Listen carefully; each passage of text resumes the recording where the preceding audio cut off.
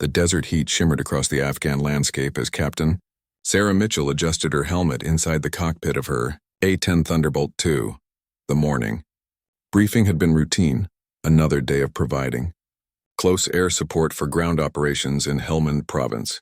But something felt different about this mission. Her radio crackled with the familiar voice of her wingman, Lieutenant Jake Rodriguez, flying alongside her in the second A-10, Hawk Leader. "We've got clear skies and good visibility today," Rodriguez reported, his aircraft maintaining perfect formation about 500 meters to her right. Mitchell had been flying these missions for 8 months now, and the partnership between her and Rodriguez had become second nature. They understood each other's flying patterns, could anticipate each other's moves, and most importantly, they trusted each other completely. The A-10s were built for this kind of work, their twin engines mounted high on the fuselage, their titanium armor plating, and most famously their 30mm GAU-8 Avenger cannon made them the perfect aircraft for supporting troops on the ground. Mitchell loved flying the Warthog, as pilots affectionately called it. The aircraft wasn't pretty, but it was tough, reliable, and could take a beating while still bringing its pilot home safely. As they flew over the mountainous terrain, Mitchell's thoughts drifted to the intelligence briefing from the night before. Taliban forces had been increasing their activity in the region, setting up ambushes and launching coordinated attacks on coalition forces. The enemy had learned to adapt their tactics, using the rugged landscape to their advantage and timing their attacks. When air support was limited or unavailable, her radio suddenly came alive with an urgent transmission from the Tactical Air Control Party. "Hawk Leader, we have a priority mission developing. Stand by for new coordinates." Mitchell felt her pulse quicken. Priority missions usually meant troops were in immediate danger. She glanced at her fuel gauge and weapons status. Plenty of both to handle whatever was coming their way. The TACP operator's voice returned, more urgent now. "Hawk Leader, we have a Navy SEAL team that has been compromised during a reconnaissance mission. They're requesting immediate extraction, but the landing zone is too hot for helicopter operations. Enemy forces have them surrounded in a compound approximately 30 kilometers from your current position." Mitchell exchanged glances with Rodriguez through their cockpit canopies, even though she knew he couldn't see her expression through her helmet and visor. This was exactly the kind of situation they had trained for countless times. SEALs were the elite of the elite, but even they sometimes found themselves in situations where they needed the kind of firepower that only the A-10 could provide. "Copy that, Control. Send us the coordinates and we'll be there in 15 minutes, Mitchell responded, already adjusting her heading toward the new target area. Her hands moved automatically across the aircraft's controls, checking weapon systems, adjusting radio frequencies, and calculating fuel consumption. These were the moments when all the training, all the practice runs, all the simulated scenarios became real. Rodriguez's voice came through her headset. "Sarah, you thinking what I'm thinking?" They had worked together long enough that he could read her mind. The SEALs were probably outnumbered and outgunned, trapped in hostile territory with limited ammunition and no easy way out. Their only hope was that the A-10s could clear a path for extraction helicopters to get in and pull them out safely. As they approached the target area, Mitchell could see smoke rising from several locations on the ground. The intelligence had been accurate. This was definitely a hot landing zone. Through her targeting pod, she could make out the compound where the SEALs were trapped, a collection of mud brick buildings surrounded by open ground that offered little cover for anyone trying to approach or leave. "Hawk Leader, this is Trident 6, came a new voice over the radio, calmer than she expected given the circumstances. "We've got approximately 40 enemy fighters in positions around our location. They've got us pretty well pinned down and we're running low on ammunition. We need you to clear the area so the birds can come get us." Mitchell felt the familiar surge of adrenaline that came with combat operations. Somewhere down there, American warriors were counting on her and Rodriguez to keep them alive. The responsibility was enormous, but it was also exactly why she had become a pilot in the first place. She had joined the Air Force to make a difference, to use her skills to protect the people who put their lives on the line every day to keep America safe. The compound below looked like a maze of interconnected buildings and courtyards, with high walls that provided perfect cover for the Taliban fighters who had the SEALs trapped. Mitchell could see muzzle flashes coming from at least a dozen different positions. creating a deadly crossfire that made it impossible for the SEALs to move from their current location. Trident 6, this is Hawk Leader. I count approximately 15 enemy positions on the north and east sides of your compound. Can you give me a more precise location of your team? Mitchell's voice remained steady despite the intensity of the situation. Clear communication was critical in close air support missions. One mistake in coordinates could mean the difference between saving lives and accidentally causing friendly casualties.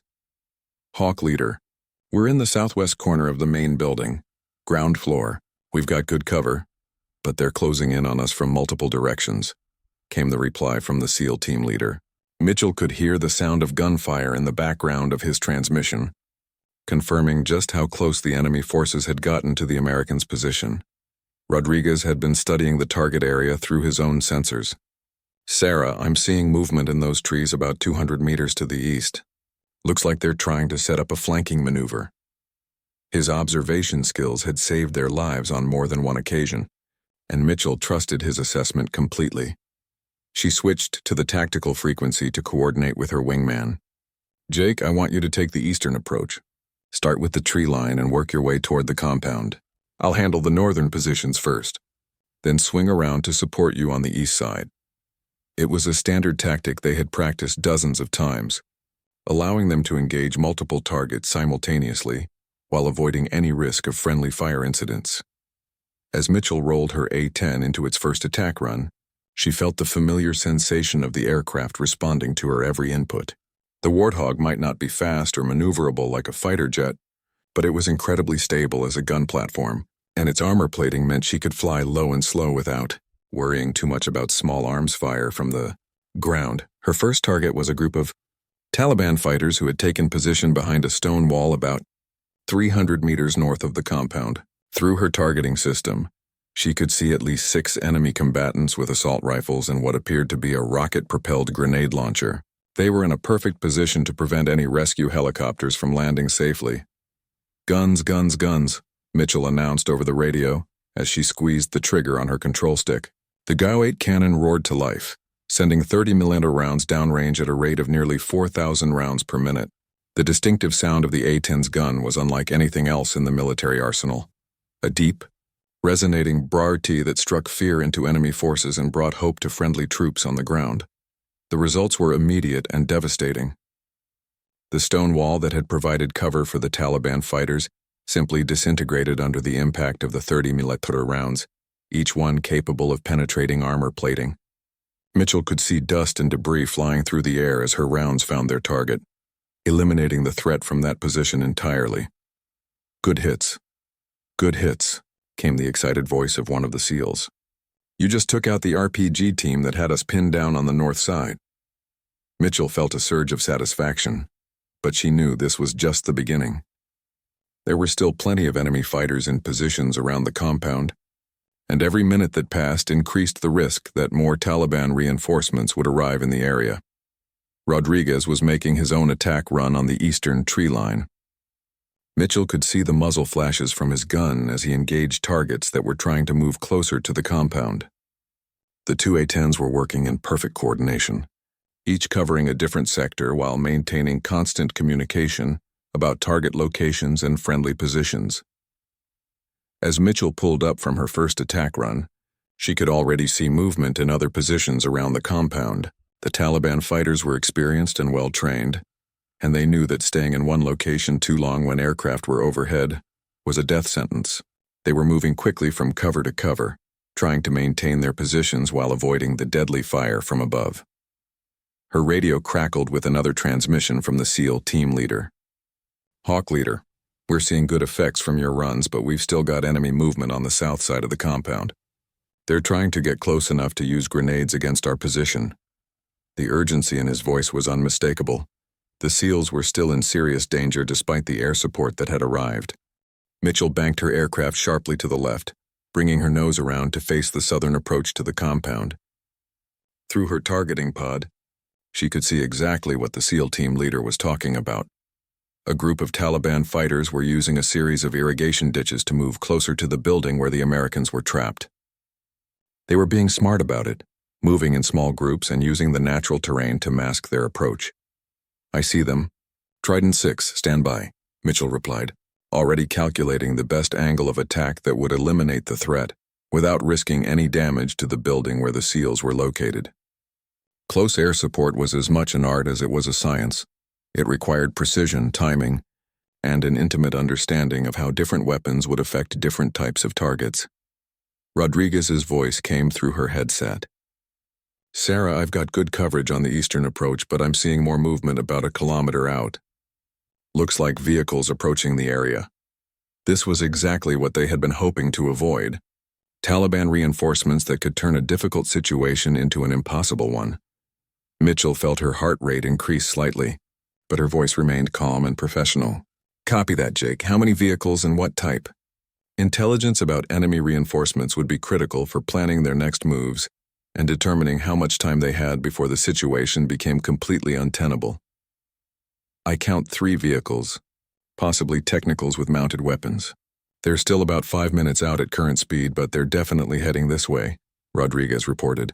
Technicals were pickup trucks or small vehicles that had been modified to carry heavy machine guns or other weapons. They were a favorite of insurgent forces because they were mobile, relatively inexpensive, and could provide significant firepower when used effectively. Mitchell switched back to the frequency being used by the SEAL team. Trident 6, be advised we have enemy reinforcements approaching your location. 3 vehicles, approximately 5 minutes out. We need to get you extracted before they arrive.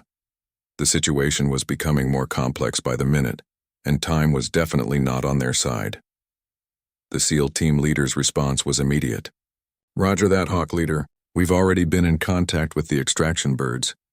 They're about 10 minutes out, but they can't land in this hot LZ. We need you to clear a path for them. It was a classic Catch-22 situation.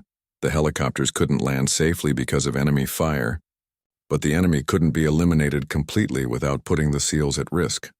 Mitchell lined up for her attack run on the southern approach, carefully adjusting her angle to ensure that her rounds would impact the irrigation ditches, where the Taliban fighters were moving without causing any collateral damage to nearby civilian structures. Even in the heat of combat, rules of engagement had to be followed, and avoiding civilian casualties was always a top priority.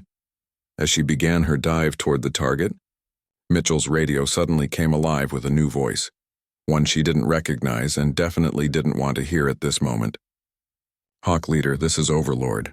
You are ordered to break off your current mission and return to base immediately. Acknowledge. Mitchell felt her blood run cold. Overlord was the call sign for the senior command authority in the region, and a direct order to break off the mission could only mean one thing: someone higher up the chain of command had decided that the risk to the aircraft was too great to justify continuing the mission. She keyed her radio to respond, but hesitated for a moment. Below her, she could see the muzzle flashes from Taliban fighters who were getting closer and closer to the position where American warriors were fighting for their lives. The extraction helicopters were still minutes away, and without continued air support, the SEALs would almost certainly be overrun before help could arrive. Overlord, this is Hawk Leader. We have troops in contact requesting immediate close air support. They are in imminent danger and require our assistance for extraction, Mitchell replied, hoping that whoever was giving the orders would understand the critical nature of the situation on the ground. The response came back immediately, and it was not what she wanted to hear. Hawk Leader, you will comply with previous instructions. Break off immediately and return to base. Intelligence indicates heavy anti-aircraft weapons in the area, and we cannot risk losing aircraft in this engagement. Mitchell looked down at the compound where she knew American SEALs were fighting for their lives, then glanced over at Rodriguez's aircraft flying nearby. She thought about all the training they had received about following orders, about the chain of command, about the importance of discipline in military operations, but she also thought about the oath she had taken when she became an officer, to support and defend the Constitution of the United States and to protect American lives. The seconds stretched into what felt like hours as Mitchell weighed her options.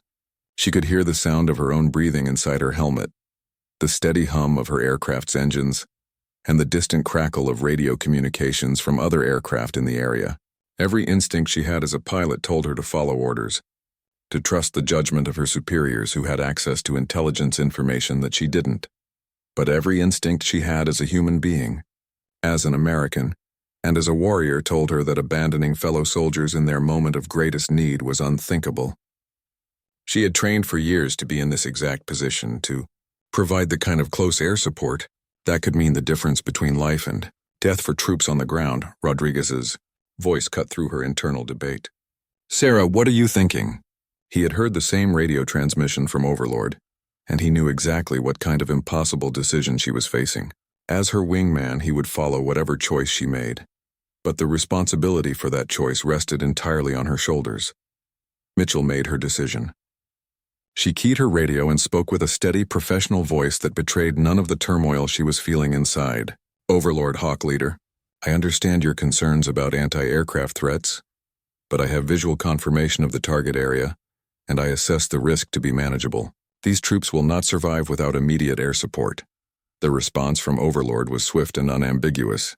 "Hawk Leader, this is a direct order. You will break off engagement and return to base immediately. Failure to comply will result in court-martial proceedings. Acknowledge immediately." Mitchell switched to a private channel with Rodriguez. "Jake, they're ordering us to leave those SEALs to die. I can't do that. I won't do that." Her voice was calm, but Rodriguez could hear the determination in her words. He had known Mitchell for over 2 years, and he had never seen her back down from doing what she believed was right. "I'm with you, Sarah. Those guys down there are counting on us," Rodriguez replied without hesitation. It was exactly the response Mitchell had hoped for, but hadn't dared to expect. Disobeying direct orders was a career-ending decision under the best of circumstances, and in combat it could result in criminal charges that might send them both to prison. Mitchell switched back to the frequency being used by the SEAL team. "Trident 6, this is Hawk Leader. We're staying with you until extraction is complete. Continue to mark your position and stand by for close air support." She didn't mention the orders from Overlord. The SEALs had enough to worry about without knowing that their air support was operating without authorization.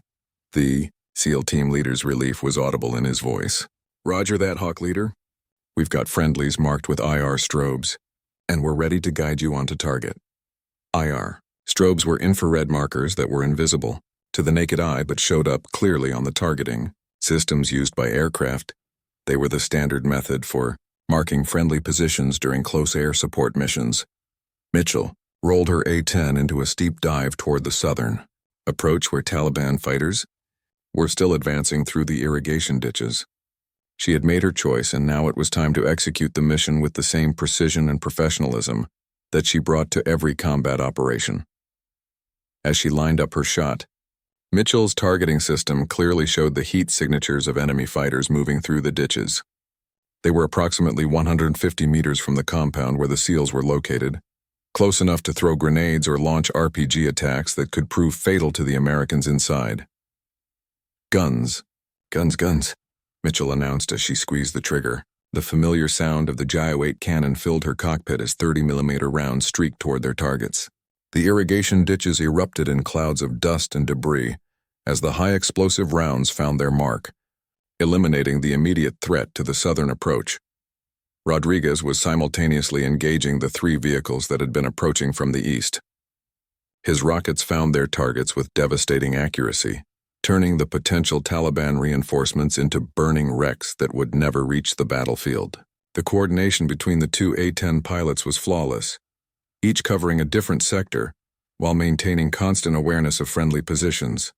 "Outstanding work, Hawk Flight," came the excited voice of the SEAL team leader. "You just eliminated the primary threats to our position. Extraction birds are 3 minutes out and requesting final clearance of the landing zone." Mitchell felt a surge of adrenaline and satisfaction. Despite the orders from higher command, despite the potential consequences for her career, she had made the right choice. American lives were being saved because she and Rodriguez had chosen to stay and fight, rather than abandoning their fellow warriors in their moment of greatest need. The sound of helicopter rotors began to echo across the desert landscape as 2 MH-60 Blackhawks approached the compound from the west. Mitchell could see them through her cockpit window, flying low and fast in a tactical formation that spoke to the urgency of their mission.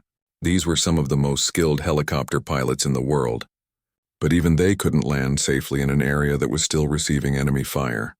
"Dustoff 7-1, this is Hawk Leader," Mitchell called to the lead extraction helicopter. LZ is still taking sporadic fire from the northwest. We're going to make one more clearing run to give you a clean approach. She had spotted muzzle flashes from a building about 400 meters from the compound. Taliban fighters who had taken up position to engage the helicopters as they attempted to land. Rodriguez had seen the same threats. Sarah, I've got a good angle on those northwest positions. Want me to take them while you cover the LZ perimeter? The teamwork between them had become almost telepathic after months of flying combat missions together. Each knew instinctively what the other was thinking and how to coordinate their attacks for maximum effectiveness. Affirm, Jake. I'll orbit the LZ and engage any targets of opportunity while you clear the northwest building, Mitchell replied, already adjusting her flight path to provide overwatch for the incoming helicopters. The extraction was the most dangerous part of any rescue mission.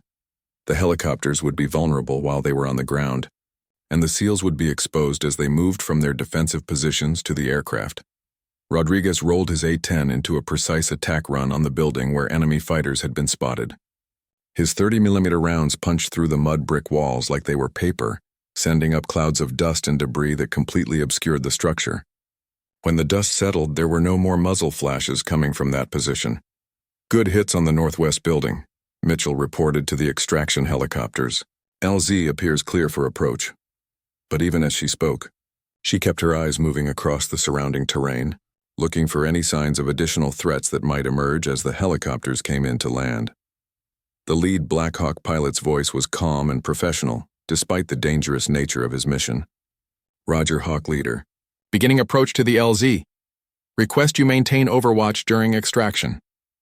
The helicopter descended rapidly toward a small clearing adjacent to the compound, its door gunners scanning for any signs of enemy activity. Mitchell watched as the SEAL team began moving from their defensive positions inside the compound toward the landing zone. Even from her altitude, she could see that they were moving with the disciplined precision that made them the elite warriors they were, covering each other's movements, maintaining proper spacing, and keeping their weapons ready for any threats that might appear. Her radio crackled with another transmission from Overlord. Hawk Leader, you are in direct violation of lawful orders. Return to base immediately or face immediate disciplinary action. The voice was angry now, and Mitchell knew that her career was probably over regardless of how the mission turned out. But watching American warriors about to be safely extracted made every potential consequence seem worthwhile. Rodriguez's voice came through her headset on their private channel. Sarah, whatever happens after this, you made the right call. Those guys would be dead right now if we had followed orders. His words meant more to Mitchell than any medal or commendation ever could. The respect of her wingman, someone who understood the split-second decisions and impossible choices that combat pilots faced every day, was all the validation she needed. The first Black Hawk had landed and the SEALs were running toward it in pairs, still maintaining tactical discipline even in their eagerness to escape the trap they had been caught in. Mitchell could see the door gunners providing covering fire as the team boarded the aircraft, their weapons trained outward to engage any threats that might emerge from the surrounding buildings. Dustoff 7-1 is loaded and ready for departure, came the report from the lead helicopter pilot. But before he could lift off, Mitchell spotted movement in a building they hadn't cleared. More Taliban fighters were taking positions to engage the helicopters as they departed. Contact, contact, Mitchell called out urgently. New targets in the building 200 meters east of the LZ. They're setting up to engage the extraction birds. Without waiting for permission or coordination, she rolled her A-10 into an immediate attack run. There was no time for careful planning or precise target analysis. American lives were in immediate danger. Her 30mm rounds tore through the building where the enemy fighters had been spotted, eliminating the threat just as the first Black Hawk lifted off with half of the SEAL team aboard. The second helicopter was already touching down to pick up the remaining team members. But Mitchell knew that the Taliban fighters in the area would be making one last, desperate attempt to shoot down the aircraft before they could escape. Rodriguez was scanning the surrounding area for additional threats. I've got movement in multiple buildings to the south. Looks like they're trying to coordinate one final attack on the extraction birds. The situation was becoming increasingly chaotic, with enemy fighters emerging from positions that had been quiet throughout the entire engagement. The second Black Hawk was on the ground for less than 30 seconds, but to Mitchell, it felt like an eternity. She could see the remaining SEALs sprinting across the open ground toward the aircraft, completely exposed to enemy fire from multiple directions. This was the moment when everything could go wrong, when a single enemy fighter with good positioning and steady hands could turn a successful rescue into a tragedy. "Jake, take the southern buildings. I'm going to suppress anything that moves in the eastern sector," Mitchell commanded, her voice tight with concentration.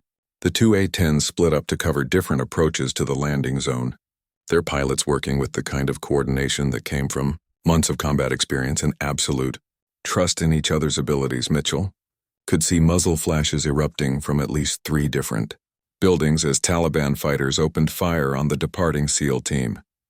The enemy had been waiting for exactly this moment, when the Americans would be most vulnerable and exposed. It was a smart tactical decision, but Mitchell was determined not to let it succeed. She lined up her aircraft for a strafing run that would take her directly over the enemy positions.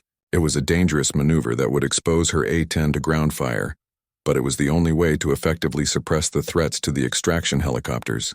As she dove toward the target, Mitchell could actually see enemy rounds passing by her cockpit, small arms fire from multiple positions that were trying to bring down her aircraft. The GAU-8 cannon roared once again, its distinctive sound echoing across the battlefield as 30mm rounds systematically destroyed the buildings where enemy fighters had taken position.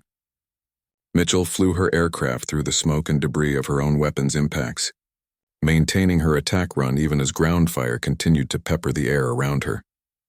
Rodriguez was conducting his own attack on the southern positions, his rockets and cannon fire eliminating threats that had been moving to flank the landing zone.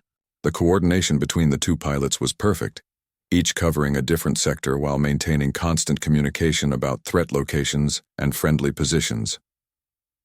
"Last man aboard," came the call from the second Black Hawk pilot.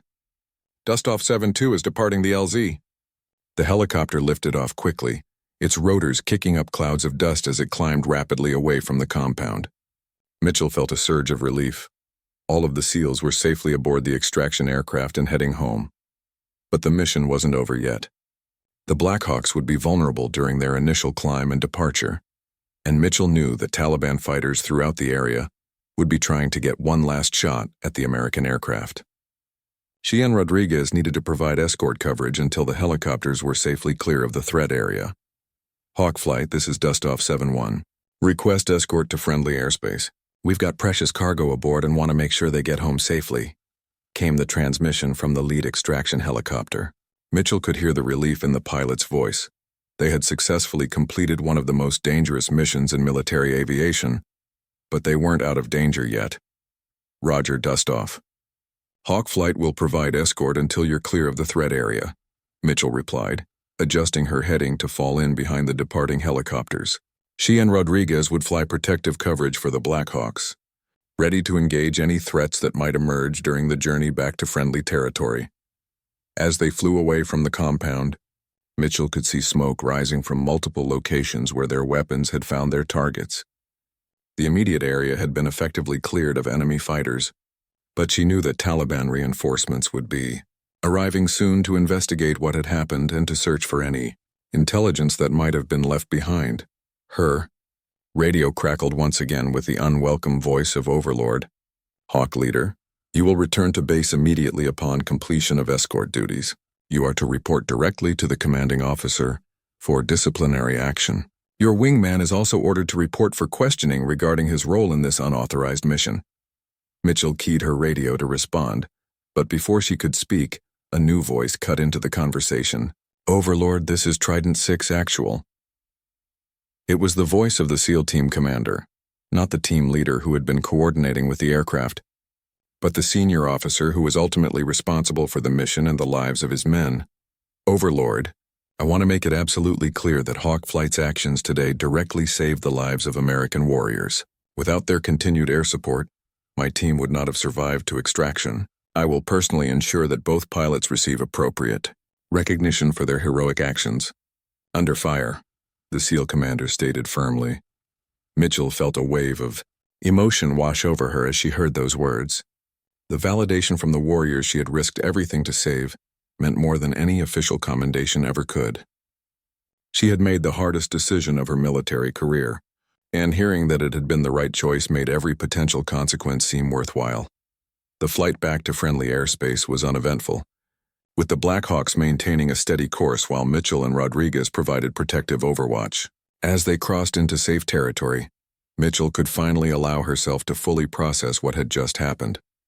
She had directly disobeyed orders from senior command, potentially ending her military career, but she had also saved the lives of some of America's most elite warriors. Rodriguez's voice came through her headset one final time as they approached their home base. "Sarah, whatever happens next, I want you to know that I've never been prouder to fly as your wingman. You showed me what real courage looks like today." His words carried the weight of shared experience and mutual respect that could only come from facing life and death situations together. As Mitchell began her approach to the airfield, she could see emergency vehicles and senior officers waiting on the tarmac. She knew that the next few hours would likely determine the rest of her military career, but she also knew that she would make the same choice again without hesitation. Some decisions transcended personal consequences, and protecting American lives was definitely one of them. The wheels of Mitchell's A-10 touched down on the runway with a gentle thump, but she knew that the easy part of her day was over. As she taxied toward the parking area, she could see a crowd of people waiting for her: senior officers, military police, and what appeared to be several investigators from higher command. The sight would have been intimidating under normal circumstances, but after what she had just experienced in combat, Mitchell felt surprisingly calm. She went through her post-flight checklist with the same methodical precision she brought to every landing, ensuring that her aircraft was properly secured and all systems were shut down correctly. These routine procedures gave her a few extra minutes to collect her thoughts and prepare for whatever was about to happen next. Rodriguez had landed right behind her, and as they both climbed down from their aircraft, he caught her eye and gave her a small nod of support. They had been through something extraordinary together, and regardless of what happened next, that shared experience had created a bond that would last for the rest of their lives. Colonel Patricia Hayes, the wing commander, approached Mitchell with an expression that was impossible to read. She was a veteran pilot herself, someone who had flown combat missions in Iraq and understood the split-second decisions that pilots had to make under fire. But she was also a senior officer who understood the importance of following orders and maintaining military discipline. "Captain Mitchell, you are to report to my office immediately for debriefing. Lieutenant Rodriguez, you will report to the operations officer for separate questioning." Colonel Hayes announced in a formal tone that gave no indication of her personal feelings about the situation. As Mitchell walked toward the squadron building, she was surprised to see Master Sergeant Johnson, one of the maintenance crew chiefs, waiting by the entrance. Johnson had been working on A-10s for over 15 years, and Mitchell had developed a great deal of respect for his expertise and dedication to keeping the aircraft mission ready. "Ma'am, I just wanted you to know that every maintainer on this base is proud of what you and Lieutenant Rodriguez did today," Johnson said quietly, making sure that none of the senior officers could hear his words. "We work on these birds every day so that pilots like you can bring our people home safely. You made the right call." Mitchell felt tears beginning to form in her eyes, but she blinked them back and simply nodded her thanks to the sergeant. The support from the enlisted personnel who kept her aircraft flying meant everything to her, and knowing that they understood and approved of her actions gave her strength for whatever was about to come. The debriefing lasted for over 3 hours. Mitchell was questioned extensively about her decision-making process, her assessment of the threats in the target area, and her reasons for disobeying direct orders from higher command. She answered every question honestly and completely, explaining that she had weighed all available information and concluded that American lives were in immediate danger without continued air support. During the questioning, Mitchell learned that the intelligence about heavy anti-aircraft weapons in the area had been based on unconfirmed reports that later proved to be inaccurate. The Taliban fighters in the compound had been armed with small arms and RPGs, but nothing that posed a serious threat to properly flown A-10 aircraft. The orders to withdraw had been based on faulty information. Colonel Hayes concluded the formal debriefing by informing Mitchell that her case would be reviewed by a board of senior officers who would determine what disciplinary action, if any, would be taken. Mitchell was placed on administrative leave pending the outcome of the investigation, which meant she would not be allowed to fly combat missions until the matter was resolved.